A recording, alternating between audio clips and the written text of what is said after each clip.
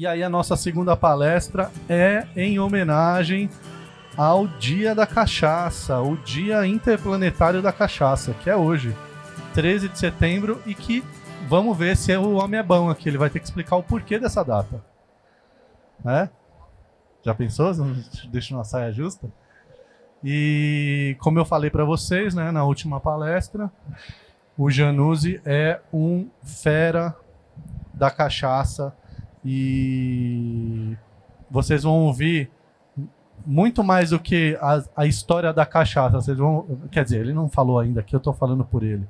Mas vocês vão ouvir a história que ele viu da cachaça. Que o Felipe, ele passeia pelo Brasilzão aí há mais de 400 anos, né? Porque ele também tem essa característica de ser um grande imortal. Ele não envelhece. E viu a história da cachaça acontecendo aqui. Então ele vai trazer em primeira mão. Gostou dessa introdução? Às vezes eu faço uma gracinha. Então, muito obrigado, viu? Pela presença. Vou ficar aqui assistindo e se quiser ficar à vontade para sentar aqui, tá confortável, tem a aguinha gratuita aqui, tá bom? Bom, Marco, obrigado pela presença, pessoal. Cristiano, não consegui fazer funcionar, acho que a sua mão é mágica, cara, porque a minha aqui não tá rolando. Talvez seja o controle.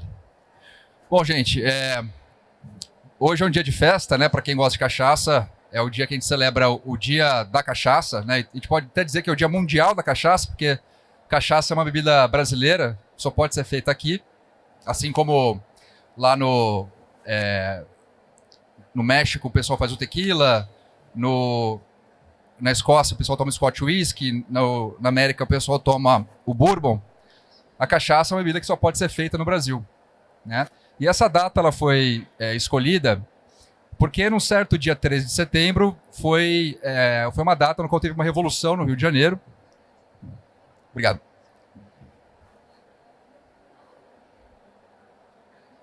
Não está rolando. Tudo bem.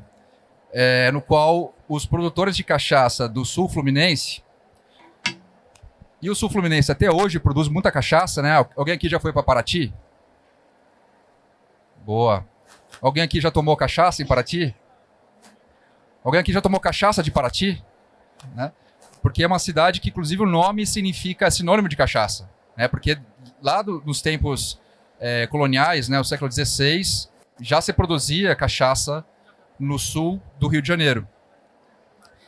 E aqueles produtores, né, cansados de pagar imposto para a coroa portuguesa, se rebelaram e fizeram uma revolta, né, que foi conhecida como uma revolta da cachaça, que eles acabaram ganhando, né, e por isso se celebra a data dessa revolta como hoje o Dia da Cachaça. Né? E é legal a gente ter um dia para celebrar uma bebida que é nossa, né, que a gente tem orgulho, que a gente fale bem dela. E o que eu venho fazendo nos últimos... o Marco quase acertou, não são 400 anos, tá? Não, são nos últimos 15 anos. Mas a sensação é de 400 anos, cara. Eu não tinha nem barba quando comecei a falar de cachaça. Eu tinha uma curiosidade muito grande de conhecer uma bebida que eu sabia que era brasileira, mas eu não conhecia absolutamente nada sobre cachaça. Né? Então, eu estudei no interior de São Paulo, de São Carlos, e lá, como muitos lugares do interior do Brasil, né, você encontra aqueles bares cheios de cachaça na prateleira, uma em garrafa de cerveja, outra em garrafa custando R$600, outra custando 15, rótulos engraçados, rótulos históricos. Eu falei, cara, isso é muito rico, né? Mas qual que é a história dessa bebida? A gente sabe tanto sobre vinho de fora, importado, sobre uísque, a gente toma nas nossas mesas, né, bebidas importadas, e essa bebida brasileira, que é tão presente, né, eu não sabia nada. Então eu decidi literalmente pegar um carro, né, e sair visitando alambiques naquela região ali no interior de São Paulo. O meu primeiro alambique foi em Mococa, que é perto de Minas Gerais, né, na divisa com Minas. E lá eu percebi como a gente conseguiria fazer uma junção de cachaça com história brasileira, né, com cultura brasileira. No caso, lá em Mococa, era uma antiga fazenda de café, até a marca de café, de cachaça, se chama Datulha. E era um lugar incrível, né, onde o lugar, quando antigamente descansavam o café, que começaram a colocar barris de cachaça para envelhecer. Então, essa foi minha primeira experiência com essa bebida brasileira. Daí lá eu conheci madeiras diferentes. Eu falei, opa, uma dá uma cor amarela, outra dá uma cor mais âmbar. Daí eu fui para Paraty, conheci os produtores de Paraty, e uma em especial que me chamou muito a atenção pela figura e pela maneira como ela produz cachaça, que é a Maria Isabel. Alguém já foi no Alambique da Maria Isabel? É um lugar paradisíaco, né? Ela produz no meio da Serra do Mar, né? É até um pouco difícil o acesso, ou você vai nadando, ou você vai pela serra, subindo ali de carro. E ela está numa baía, né? No qual ela planta, ela fermenta, ela faz todo o processo no alambique artesanal. Até ela brinca que ela é a última das moicanas, né? Porque ela faz tudo sozinha, né? Ela que plantou a primeira muda de cana dela lá. E eu falei, cara, isso aqui é demais, né? É muito legal isso. Aí eu não conheço, né? E muita gente, muito brasileira, não conhece. Daí você via lá na Maria Isabel o francês, né? O americano, um monte de gente indo lá e tomando, achando aquilo um máximo, né? E levando malas e malas de garrafa de cachaça para a Europa. E a gente lá no centro histórico de Paraty pedindo caipirinha com vodka. Aquilo me deixava louco. Então, o mapa, ele... Será que você consegue, então, me ajudar? Então, eu comecei a me interessar pelo processo, né, da cachaça, que a gente pode chamar dessa cachaça artesanal, tá? E é um processo relativamente simples de produção que a gente faz aqui no Brasil desde o século XVI. É claro que, desde então, a tecnologia mudou muito, né? Mas o processo é basicamente o mesmo. A matéria-prima da cachaça é cana-de-açúcar. A gente extrai o caldo de cana, né, a garapa, adiciona água nessa garapa para reduzir a quantidade de açúcar, fermenta, né, e fermenta é quando você tem aqueles micro-organismos, né, as leveduras, que transformam o açúcar do caldo em álcool. Então você tem no final dessa fermentação um vinho de cana. Daí o vinho, depois da fermentação, ele vai para a destilação, que são esses alambiques de cobre. Alguém já viu o alambique de destilação? Eu acho uma das coisas mais bonitas, assim. É de cobre, né? Então eles têm essa cor mais avermelhada, né? Essa cor de cobre mesmo. E fazem uma bebida que a gente chama, que está pronta, né, para você consumir logo após a destilação. Né? Poucas bebidas têm essa propriedade. Né? O whisky, por exemplo, você tem que passar por madeira. Né? O rum, você tem também a versão branca, mas você tem a versão em madeira. A cachaça, você pode tomar ela pura ou depois passar por barris de envelhecimento. E o grande barato da cachaça são que a gente tem aqui madeiras nacionais que só o Brasil tem. Né? E só a gente usa para envelhecer nossas bebidas. Lá fora, para você envelhecer rum, tequila, whisky, se usa basicamente carvalho. Tá, mas daí você tem o carvalho francês, o carvalho europeu, o carvalho americano, que são diferentes, dão sabores e aromas diferentes. Mas aqui a gente tem uma complexidade das nossas madeiras que dão sabores que a gente nunca tomou na vida. Porque nós temos a umburana, o ipê, o jequitibá rosa, o jequitibá branco, o bálsamo, a cabreúva. São mais de 30 madeiras nacionais usadas para envelhecer a cachaça. Então, falar de cachaça não é só falar de cultura ou de história, mas também de falar de aromas e sabores. É isso que eu fui aprendendo. Então, obviamente, né, no meu mapa da cachaça eu não consegui visitar todas essas marcas, tá? Eu acho que ninguém tem fígado suficiente para isso. Mas eu visitei muitos alambiques. Passamos os seus 300 alambiques, desde grandes produções até produções pequenas, desde produções formalizadas, né, do cara que faz com o registro do Ministério da Agricultura, e desde das produções mais informais, que o cara faz ali quase como se fosse uma subsistência para ele e para a família dele. Mas hoje, essas marcas formalizadas são mais de 4.000 marcas. Vocês podem ver que elas se concentram mais no litoral, que é onde surgiu a cachaça, né, que é onde surgiu a nossa primeira economia brasileira, que foi, né, a economia do pau-brasil, depois o grande ciclo econômico que foi da cana-de-açúcar, né? Então foi quando surgiu os primeiros indícios de produção de cachaça, de aguardente de cana aqui no Brasil. O pessoal acha que Minas Gerais, né, é o berço da cachaça. Na verdade, não. Né? Surgiu em algum lugar do litoral, a gente não sabe aonde, mas provavelmente na Bahia, Pernambuco ou mesmo aqui em São Paulo. Tem uma antiga ruína que vocês podem visitar, inclusive. Né? Hoje é um patrimônio protegido pela USP, que fica em São Vicente, que é o Engenho dos Erasmos. Né?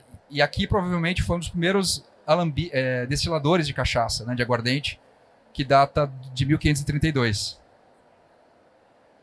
E esse é um sítio arqueológico e uma das construções portuguesas mais antigas aqui no Brasil. Dizem também que esse foi um empreendimento de 3 portugueses e um holandês que criaram esse engenho dos Erasmos. Então, como eu falei, né, a gente tem desde o alambique que a gente chama do clandestino, né, que são milhares, muito mais de 4.000 espalhados pelo Brasil, e alambiques formalizados, né, que tem um controle de produção, um controle de qualidade. E claro, você pode encontrar uma boa cachaça no alambique clandestino, mas a gente sempre sugere, né, recomenda que você tome cachaça que tenha procedência. Porque a bebida ela pode trazer alguns compostos ali que podem ser prejudiciais, como metanol, como metais pesados. Né? O metanol pode deixar você cego, pode se consumido em excesso, pode até levar à morte. Tá, então sempre tomem cachaças que tenham procedência. Como saber que a cachaça tem procedência? É só pegar no rótulo. Você sabe? Pega no rótulo, tem lá o registro, né, do mapa, tem o selinho do IPI. Né? E tem algumas coisas também. Se você for pegar uma bebida e ter escrito assim, cachaça 50 graus alcoólicos, já não pode. Você tem certeza que é um produtor clandestino, tá? Porque cachaça vai de 38 a 48. Então, se tiver menos do que isso, não é cachaça. Se for pegar uma bebida e tiver escrito cachaça de jambu, também não é uma cachaça, tá? A cachaça você não pode adicionar nenhum outro ingrediente pós-destilação, exceto a madeira, quando você coloca no barril. Tá bom?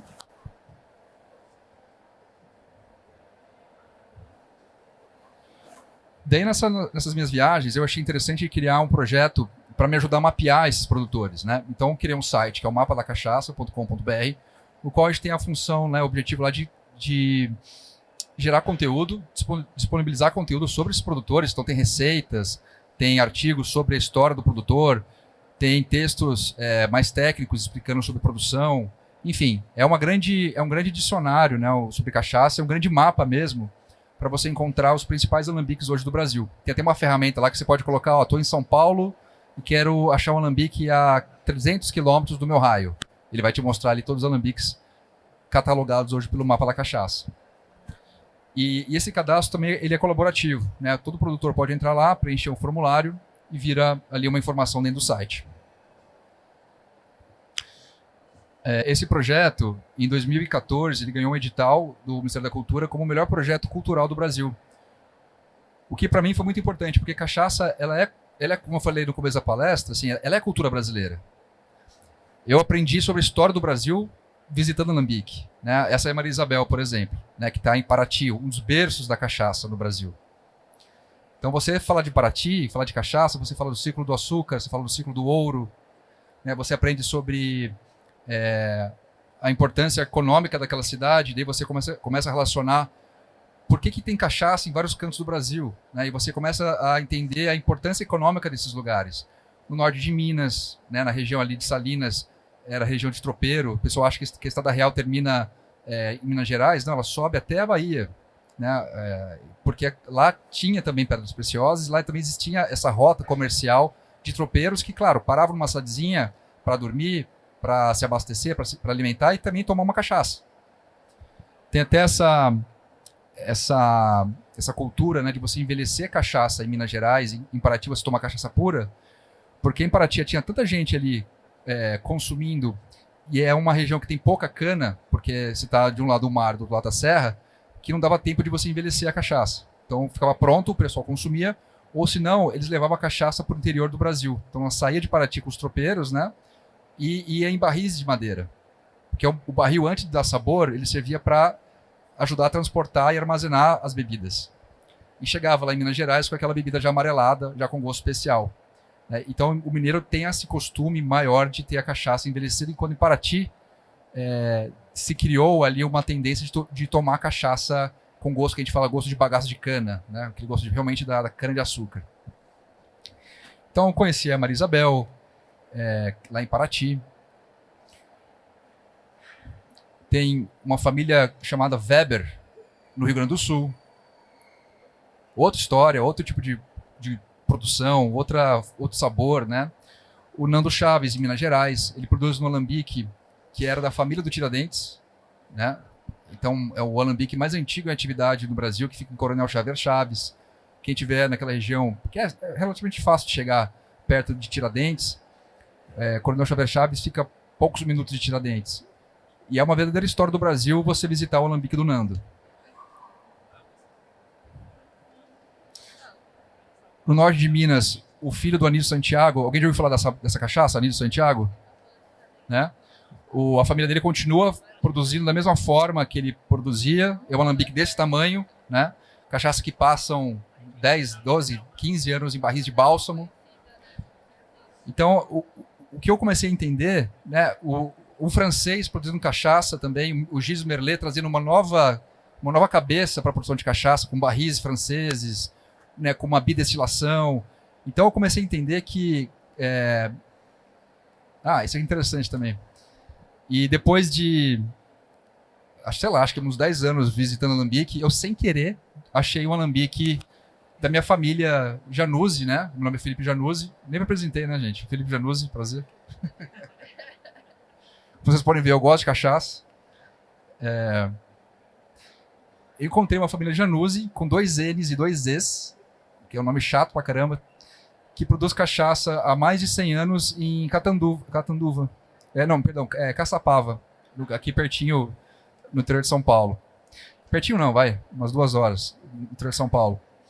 E eu descobri esses caras porque eu uso o Google Analytics, né, para ver o lance do meu site, e eu vi que todo mundo colocava cachaça Januzzi. Eu falei, será que o pessoal tá achando que eu tô produzindo cachaça, né? E daí eu contei essa questão do Google numa palestra, e o cara falou assim, não, mas tem uma cachaça Januzzi, não é sua não? Eu falei, não, não é minha, como assim? E eu fui descobrir que, então, tinha essa família minha perdida lá em Caçapava produzindo cachaça. Então, uma das coisas curiosas, né? Como a história ela é cíclica, né? E tá no sangue mesmo, a bebida. E o legal, né, é que a gente está num país tão diverso e praticamente todos os estados brasileiros produzem cachaça. Mas você tem cachaça produzida no litoral, cachaça produzida no Cerrado, cachaça produzida no meio da Mata Atlântica, cachaça produzida em regiões úmidas, regiões áridas. Então, assim, é muito complexo isso, né? Você tem ali diferentes terroirs para cachaça. E eu fui começando a mapear essas características também culturais, né? Como eu falei, que o gaúcho ele gosta de uma cachaça mais amena, com menos teor alcoólico, mais envelhecida. Se eu chego para um paraibano e dou uma cachaça para ele do Rio Grande do Sul, eu falo, peraí, cara, isso não é cachaça não. Cachaça para mim tem que ser potente, tem que ser branquinha, né? Isso é cultura, porque é cultura e também tem a ver até com o clima. Por que o paraibano ele gosta de cachaça mais forte, com teor alcoólico mais potente? Porque ela é muito quente, né? E quando você toma um teor alcoólico maior, você acaba transpirando. Então essas condições que eu fui mapeando, né, de solo, de clima, questões políticas, como eu falei para vocês, as questões econômicas, né? Por que Paraty tem muita cachaça? Por que Salinas tem muita cachaça? Porque a Serra Gaúcha tem muita cachaça? Porque sempre foram rotas comerciais. Né? É isso que eu falei, a cachaça acompanhou a política brasileira, a expansão das fronteiras brasileiras, né? Os ciclos econômicos brasileiros. E o que eu fui entendendo, né? Que daí eu conheço esse termo território da cachaça, para não usar o termo francês terroir, é que a gente conseguiria não apenas a pensar nesses pontos do mapa, né? Literalmente esses pontos geográficos da cachaça no mapa, né? Como vai ter mais para frente aqui, como uma ideia de entender o Brasil como aromas e sabores. Então, o que eu fiz, né? Eu fui viajando e fui criando ferramentas para eu entender os sabores da cachaça. Então, eu criei a primeira roda de aromas da cachaça. Daí eu tomava a cachaça de Paraty e falava, essa cachaça aqui é mais frutada do que a cachaça gaúcha. A cachaça de Salinas ela é mais herbal do que a cachaça do sul de Minas. Né? Então, eu criei essa roda para me ajudar a entender os diferentes sabores, né? Os diferentes aromas, as diferentes cores que eu tinha a fazer esse mapa da cachaça. Então, esse mapa de geolocalização virou um mapa de aromas e sabores do Brasil. Então, eu comecei a entender, né, que muito por conta do nosso terroir, das nossas diferenças culturais, das diferentes madeiras que a gente tem em cada região, né, por que o paraibano gosta de cachaça potente? Né? E porque é quente. Por que ele gosta de cachaça branca? Porque ele não tinha madeira como tem o cara de Salinas como bálsamo. Ele usava uma outra madeira para armazenar, que é o frejó. E o frejó não passa tanta característica para a cachaça como bálsamo, como amburana. Então é uma questão também de região, né, do que ele tem acessível ali. Então o meu mapa de alambiques virou um mapa de aromas e sabores do Brasil. Isso para mim foi incrível, porque olha que produto incrível, né? A gente fala de história, a gente fala de cultura, a gente fala de aromas e sabores, a gente fala de biodiversidade brasileira. A gente fala das nossas madeiras. Daí você vai naquele botequinho no interior de Minas e toma uma cachaça que é curtida numa carqueja, uma planta brasileira. Daí você começa a descobrir que essa planta traz propriedades medicinais, traz um sabor diferente. E daí eu comecei a focar meus estudos não só na cachaça, mas em tudo que está em volta dessa bebida. E comecei a focar bastante na questão dos botânicos brasileiros. O Brasil é o país que mais tem diversidade de botânicos. E a gente mesmo conhece muito pouco. A gente fala de cardamomo, de gengibre, né, de um monte de plantas que a gente traz de fora, que a gente importa. Quando aqui mesmo a gente tem uma série de plantas, né, baunilha do Cerrado, plantas nossas, né, que não só a gente não conhece, como a gente está perdendo também. Aqui tem uma relação das árvores usadas para envelhecer cachaça. E muitas delas estão em extinção. A amburana, que é uma árvore super popular para fazer cachaça, para envelhecer, está em extinção. O amendoim, outra árvore brasileira, também está em extinção. A castanheira, né? Porque é aquilo que eu falo, se você não conhece, você não vai ter o cuidado de você valorizar e cuidar dessa nossa biodiversidade. Então a gente está perdendo literalmente recursos nossos, né? Talvez medicamentos, ingredientes para a nossa gastronomia, produtos que podem fortalecer a nossa economia. Né? Então foi uma maneira também de levar a atenção para esse outro lado que a bebida me trouxe. Então, como eu falei, né, no interior de São Paulo, o pessoal usa muito essa mistura do fecha-corpo. Quem aqui já tomou fecha-corpo? Toda Sexta-feira Santa, no interior de São Paulo, eles tomam essa mistura de cachaça com Guiné e arruda, que assim, uma tradição, né, no interior de São Paulo para fechar o corpo. Né? Então, você toma uma vez, você fechou e está protegido de corpo e alma. Se tomou uma vez, duas vezes, daí abriu de novo, tem que tomar uma terceira. Isso acontece toda Sexta-feira Santa. Então o pessoal faz uma peregrinação lá para essa cidade, que é Monte Alegre do Sul, para tomar essa mistura de cachaça com esses dois ingredientes. Daí nessas minhas pesquisas, né, eu encontrei também a cataia, que é no litoral norte de São Paulo, né, ali em Cananéia, por exemplo, perdão, litoral sul de São Paulo, norte do Paraná. O pessoal toma essa mistura de cachaça com essa planta, que tem propriedades medicinais. Alguém já tomou cataia com cachaça, o uísque caiçara? Então, é uma planta que você pode pegar, por exemplo, a cataia e colocar no feijão, lembra um louro, assim, né? Ou mastigar, deixa a boca com hálito gostoso. Outro ingrediente brasileiro que a gente não conhece, né? E o pessoal coloca na cachaça. Alguém aqui já tomou tiquira? Com caranguejo ou sem caranguejo? Bom. A tiquira é uma aguardente de mandioca. E a mandioca é a planta brasileira. A cana-de-açúcar ela veio da Ásia. A mandioca é uma tecnologia brasileira. Nossa. E tem lá no Maranhão, o pessoal toma esse aguardente, né, que é um fermentado, depois destilado dessa planta brasileira, que é a mandioca. Muito gostoso, por sinal. Só que nós brasileiros não conhecemos. Teve o BCB, né, que a gente está aqui no Pocket BCB. O BCB desse ano e o outro também, o primeiro aqui no Brasil, o stand que os gringos mais falavam era o stand da tiquira, lá do Maranhão, a guaja. Porque, gente, é um negócio que só a gente tem. Daí você tem agora a tiquira envelhecida em amburana, né? Só nós temos a mandioca, só nós temos a tecnologia, só nós temos a madeira. E o mundo quer isso. O mundo quer essa biodiversidade, essa inovação, essa criatividade brasileira. Só que se a gente não conhece, nunca vai dar certo lá fora. Essa é uma premissa que eu tenho, que assim, o gringo pode vir aqui fazer uma tiquira, pode vir aqui fazer uma cachaça, pode, beleza, pode, e tá fazendo. Só que é uma história que você conta uma vez só, né? Do jovem gringo que veio aqui, explorou as matas brasileiras, encontrou um destilado sagrado e levou lá para os Estados Unidos e conta essa história uma vez só. Mas só de cachaça são 4.000 marcas. São muitas histórias que a gente pode contar, mas quem tem que contar essa história somos nós. E tem tudo para a gente fazer muito sucesso lá fora se for bem feito. Daqui tem um erro, né? Não é cachaça de jambu, como eu falei, então é um aguardente de jambu, que é outra planta brasileira usada para saborizar bebida, que também com propriedades medicinais, enfim. Alguém já tomou cachaça de jambu? Super diferente, né? E muito usado também na nossa gastronomia. E por fim eu fui pesquisar outros ingredientes e encontrei, por exemplo, o pacová, né? Que é uma planta que é da família do cardamomo, da família do gengibre, e eu decidi fazer uma bebida com ela, junto com os amigos, que é um gin, né? A gente fez então em 2015 o gin virga, que leva pacová na receita, leva zimbro também, mas o pacová é a grande estrela do nosso gin. E esse é o primeiro gin feito no Brasil, o primeiro gin artesanal feito no Brasil, isso em 2015. E o gin, ele está abrindo um movimento muito interessante, que é justamente de valorizar os ingredientes locais.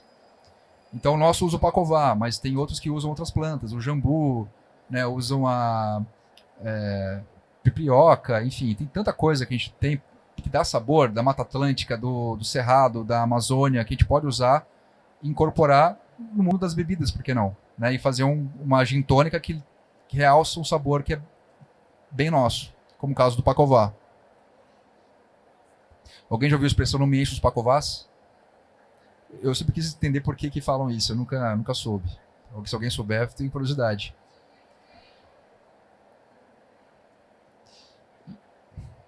Bom, então esse aqui sou eu e meus sócios do Gin Virga. E eu contei para vocês que a primeira cachaça talvez foi feita no litoral de São Paulo, né, em São Vicente, num empreendimento que eram 3 portugueses e um holandês, lembra que eu falei? Então, o primeiro gin brasileiro foram 3 brasileiros e um holandês. Então, os portugueses saíram fora, mas o holandês continuou. E o holandês ele tem uma cultura de inovação muito grande nesse mundo dos destilados, né?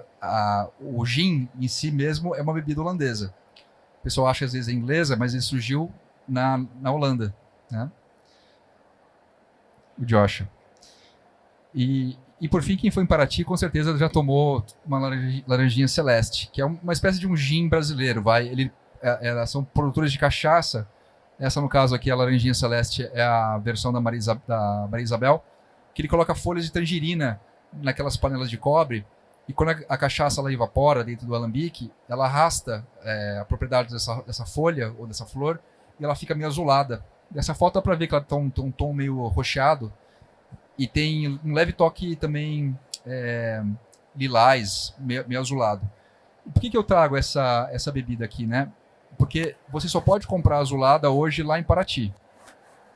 A gente compra um monte de gin de fora, importa, e encontra gins que levam também a folhas de tangerina, outros ingredientes que a gente não faz ideia. E no caso da laranjinha celeste, da azuladinha lá de Paraty, é uma bebida que tem o INPI, tem o registro histórico, né? Porque é uma bebida que é produzida aqui desde o século 17, 18. Eu até encontrei uma carta da coroa portuguesa pedindo caixas e caixas dessa bebida de Paraty para abastecer a corte. Só que o Ministério da Agricultura não deixa a gente comercializar, eles não têm o registro ainda. Então olha que coisa louca, né? A gente importa bebidas e chama ela de gin, que tem o mesmo ingrediente, e esse patrimônio histórico-cultural brasileiro a gente não pode tirar de Paraty, né?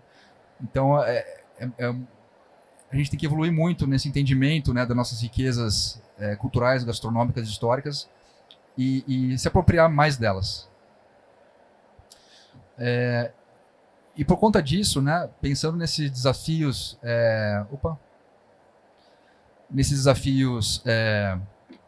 até de assim, acesso, né? Porque no Mapa da Cachaça chegou um momento, mesmo com o meu gin Virga, que eu tinha uma grande dificuldade de chegar no consumidor, né? E daí não ia dar certo. Daí eu decidi criar uma distribuidora, né? Ela chama BRME,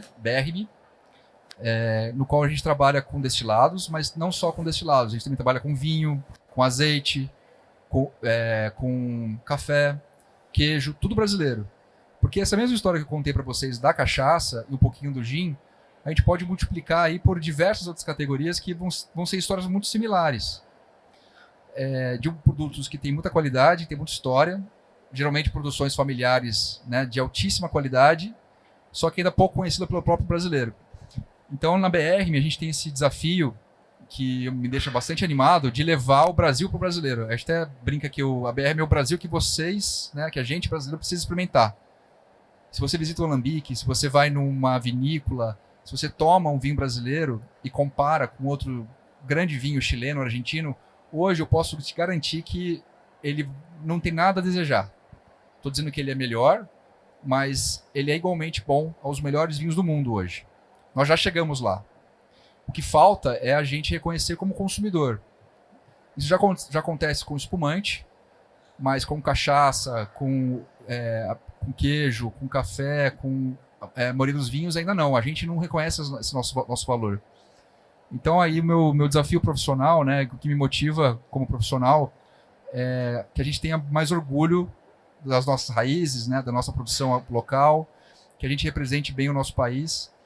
E eu queria contar então, um pouquinho dessa história para vocês hoje, e também abrir para perguntas, caso alguém tenha. Tem uma pergunta?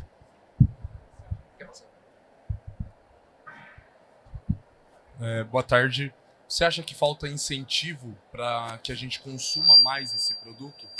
Principalmente nossos produtos brasileiros. Vinho, por exemplo, eu trabalho no ramo de bar e restaurante e é muito comum, tipo, o vinho brasileiro ter esse preconceito pelo pessoal achar que a gente ainda não chegou lá, por não ter tanta informação sobre premiações, sobre tudo isso que o nosso mercado vem conquistando.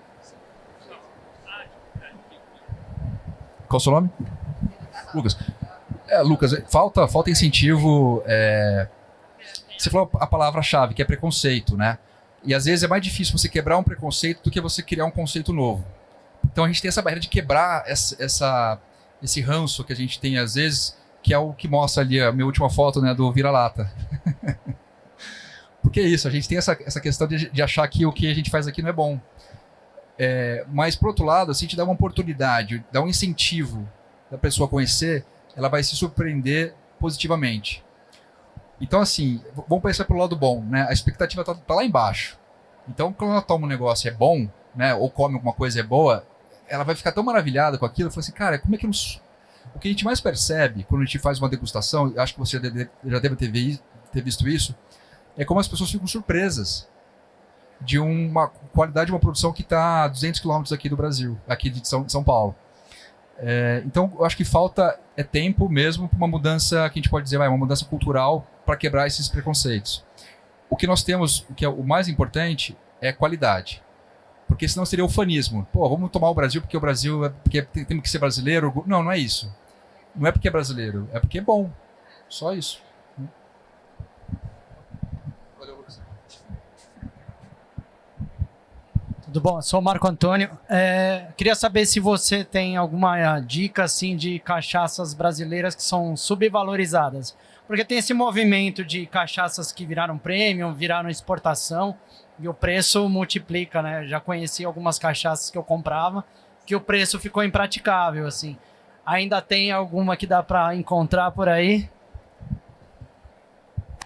Eu devo falar aqui ou é segredo nosso depois? Porque senão vai aumentar o preço, hein?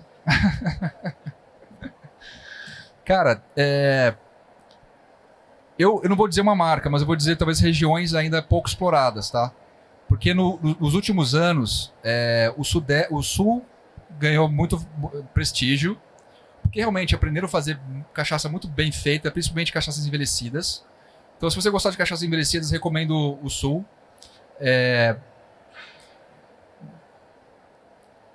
A região de Morretes é uma das regiões que aumentou muito o preço, no Paraná.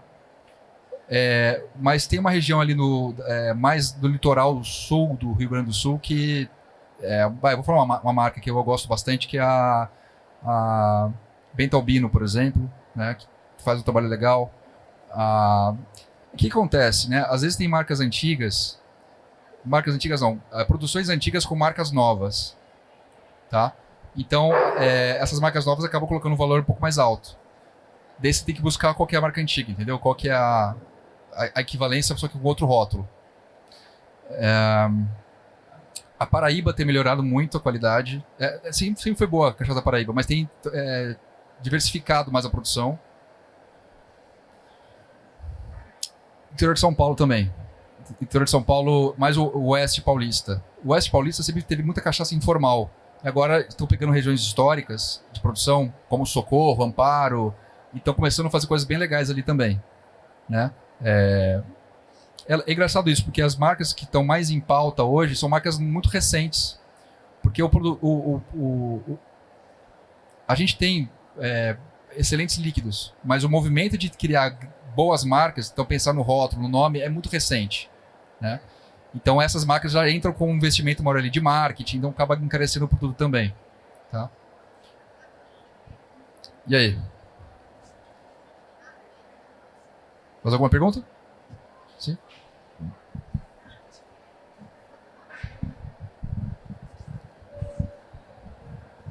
Queria perguntar sobre cachaças adoçadas. Compromete qualidade? Não tem... É só um estilo diferente? Alô? Boa. Qual é o seu nome? Camila. Você pode colocar... geralmente, cachaça de alambique, cachaça artesanal, que a gente chama, ela não coloca açúcar, tá? Mas você poderia colocar açúcar e ainda chamar de cachaça. Você pode colocar até 6 gramas por litro. Se você colocar mais do que isso, daí você tem que chamar de cachaça adoçada. Quem faz isso geralmente é a grande indústria. É que nem o café de indústria, sabe? Que você coloca açúcar para deixar ele mais saboroso. É a mesma analogia. Então, geralmente você associa cachaça adoçada com cachaça de grande volume. Então, a forma como ele moe a cana é diferente, como fermenta é diferente. Geralmente a fermentação coloca antibiótico para matar bactéria, coloca aceleradores para agilizar o processo de fermentação. Enquanto uma artesanal vai demorar ali 24 horas, 48 horas, uma industrial vai demorar 12 horas, 8 horas, né? Porque tem que ser rápido, tem que produzir um monte, né? E principalmente a forma como destila, que é em coluna de inox. Alguém já passou por Pirassununga e viu a 51 ali? Do lado, você indo para o interior, do lado esquerdo, tem você olha aquela figura de um destilador de inox, não parece nem que é o mesmo produto, porque é muito diferente. E o destilador de inox é o que gera grande volume de produção e que é usado pelas grandes marcas como 51, Ipioca. É tudo cachaça, só que são formas diferentes de você produzir, né, estilos diferentes de produção. E você encontra a versão adoçada dessas marcas, tá? Agora, você pode ter cachaças artesanais que também são adoçadas, só que daí são naturalmente adoçadas. Tem uma cachaça chamada Santo Grau PX, que é Pedro Ximénez, que ela segue um estilo de produção espelhado no Jerez, no qual ela usa carvalho que envelheceu o Jerez, que é um carvalho que naturalmente dá açúcar para a cachaça. Então ela tem um teor de açúcar acima dos 6 gramas por litro. Então ele leva como cachaça adoçada, mas é um processo artesanal. Tá? É isso?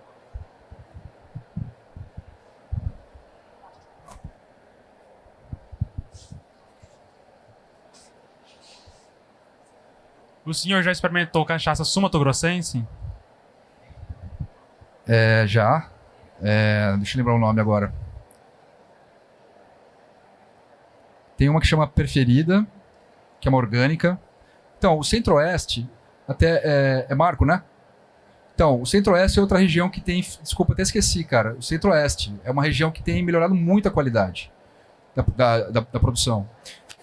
Os produtores estão se organizando, né, para fazer um movimento ali, como fez os gaúchos há 10 anos atrás. Os produtores do Centro-Oeste estão se organizando também para produzir e se ajudar a produzir cachaça. Por que você me pergunta? Porque eu sou de lá e eu conheço muito poucas cachaças de lá. Eu conheço mais famosas como Salinas, Seleta, então todas de fora. De lá eu conheço 2 marcas só. Quais são as marcas?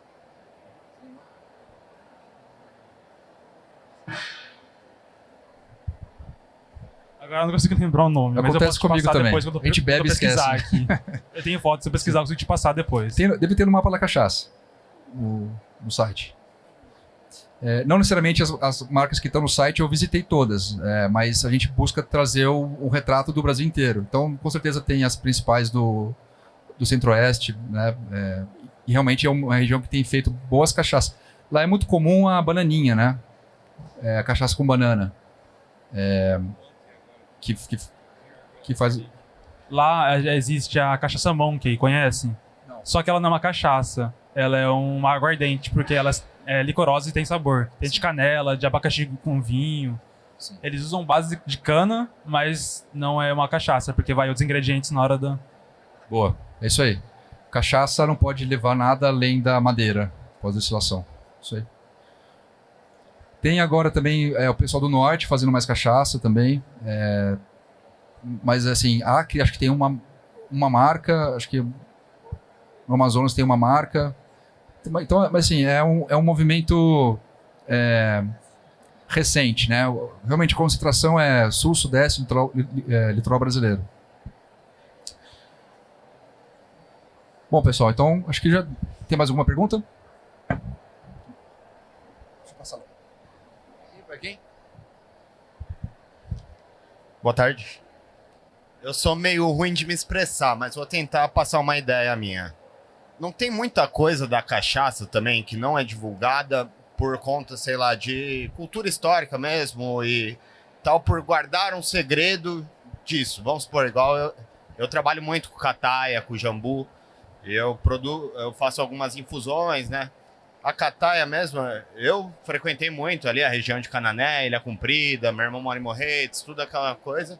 Mas só que eu procuro ter a cataia, mas só que, tipo, você não acha uma muda, você não acha como produzir isso, não passam assim a cultura, né? É um negócio meio escondido mais ali, né? Tem razão. Tiquira mesmo, não acho, não sei por que só no Maranhão que acha, não, é difícil alguma vir para São Paulo, por exemplo. Eu não sei se a palavra é escondido. Acho que talvez exista falta de interesse. A própria cataia, né?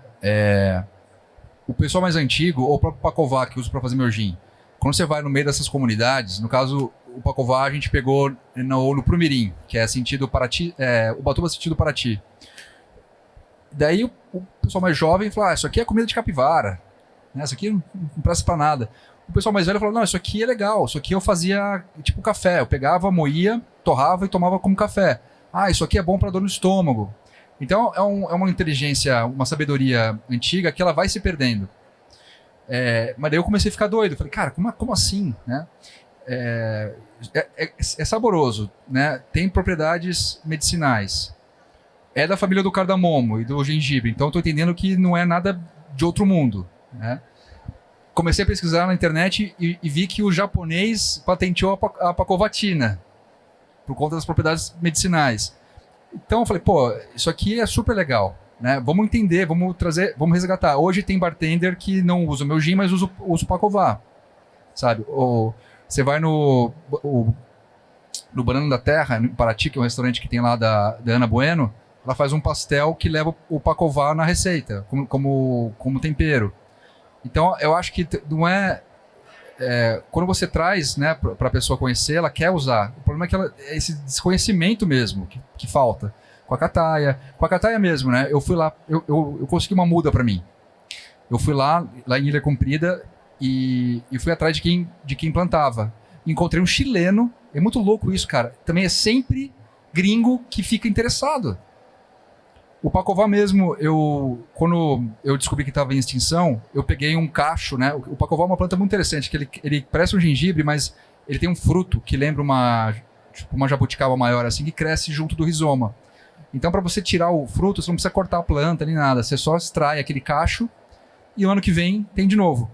Tem até um texto muito bonito, acho que no Estadão, da Neide Rigo, que é uma especialista também em plantas brasileiras, que ela fala do pacová e fala que o pacová é uma planta meio mística, que ele só cresce na época da Páscoa, né? Só fica maduro na época da Páscoa.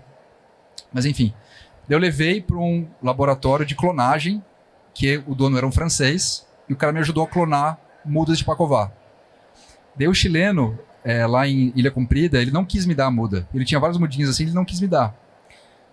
Daí eu falei, eu quero comprar, quero conhecer, né? Daí eu voltei para a cidade, lá eu tinha um cara que... Isso era tipo 8 da noite. Eu falei, cara, não vou sair daqui sem uma muda de cataia. Dei buzina do carro, bati na porta, quase pulei o muro do cara. Daí ele abriu a porta para mim e me vendeu por R$50, cara, uma árvore de cataia. Eu fiquei tão animado que eu ia passar a noite lá, eu decidi voltar para casa, para São Paulo. Eu fui comendo a planta, que daí você quer experimentar o gosto, né? E comecei a ficar mais animado ainda. Eu falei, cara, será que tem alguma propriedade, sei lá, energética, tônica, né, nessa planta? E tem, né? E tem. Dá uma... Então, eu lembro que eu estava dirigindo, era a árvore atravessando o carro assim, um galho indo para fora de uma janela, outro galho embaixo da minha perna, e eu plantei em Morungaba. E tá lá. Né? As plantas que caem eu guardo, deixo secar, coloco no feijão, coloco na cachaça. Pensei em fazer um gin já também. Enfim, eu acho que falta a gente descobrir. Não é que está escondido, a gente precisa sair mais para a rua e ver que... Porque a gente tem muita planta que está na rua mesmo, a gente não conhece. Aroeira, pimenta rosa. Você anda por São Paulo, você vê uma pimenta brasileira, né? Aroeira, uma árvore brasileira que a gente usa para temperar peixe, né? E pouca gente sabe que é brasileira. Então, talvez a gente tenha que abrir mais os olhos mesmo, porque não é que está escondido, está lá, mas a gente não aprendeu a olhar ainda, talvez.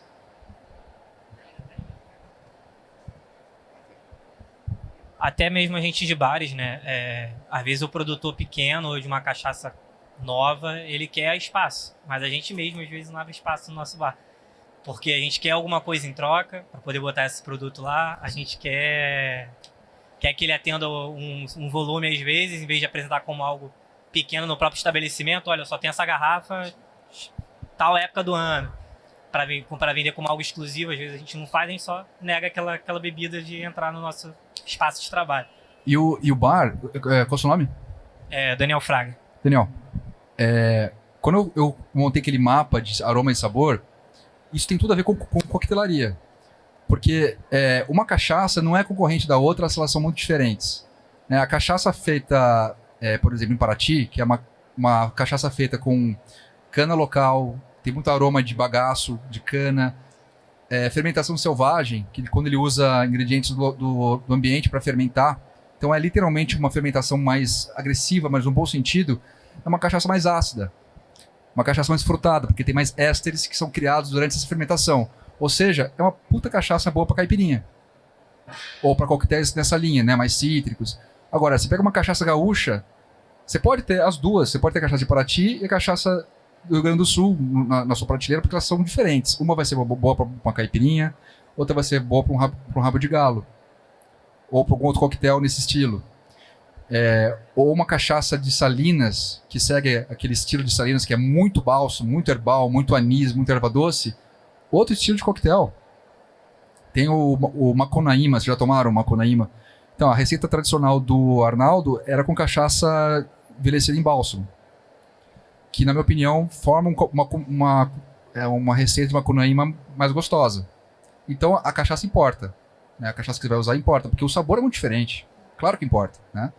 Então, talvez você possa pensar, bom, eu posso ter 3, 4, 5 cachaças no meu bar, porque elas são complementares. Né?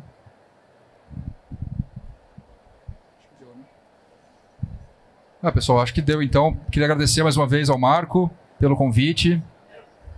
Muito obrigado, Marco.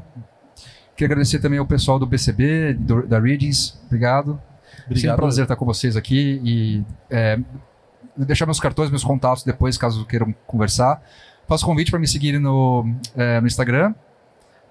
O nome é difícil, Felipe Januzzi, 2 N's e 2 E's. Tô por lá. Também o Mapa da Cachaça, o Gin Virga e a BRM, que é a nossa... É um marketplace de produtos brasileiros. Felipe.Januzzi, né? Felipe.Januzzi. Isso. Tá bom? Que dá na mesma. Obrigado novamente, né, mais uma vez. Acho que a gente já se encontrou em BCBs mais do que a maioria das pessoas no mundo, né? A gente se encontrou no BCB em Berlim 2 vezes, aqui todas as vezes que tivemos, né? E sempre bom ter você por perto. E aí, convencidos que o cara manja de cachaça? Em 1 horinha só? E nem precisou da cachaça, é verdade. Que é uma falha enorme da sua pessoa, diga-se de passagem. Então queria agradecer, obrigado novamente. O Dia da Cachaça hoje, 13 de setembro.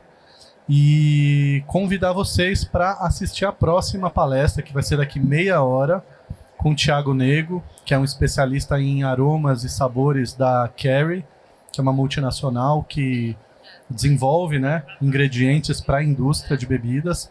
Ele vai contar um pouquinho sobre os segredos aí do que é aroma, do que é sabor, de como que a gente aplica isso na coquetelaria, nas bebidas, né? Então vai ser uma aula bem interessante. E aí, quem estiver aqui amanhã, quinta e sexta, todos os dias a gente tem 3 palestras diferentes. A grade está aqui, né? Também está aqui. Ou vocês podem seguir lá no Bar Convent São Paulo a grade inteira, tá bom? Obrigado.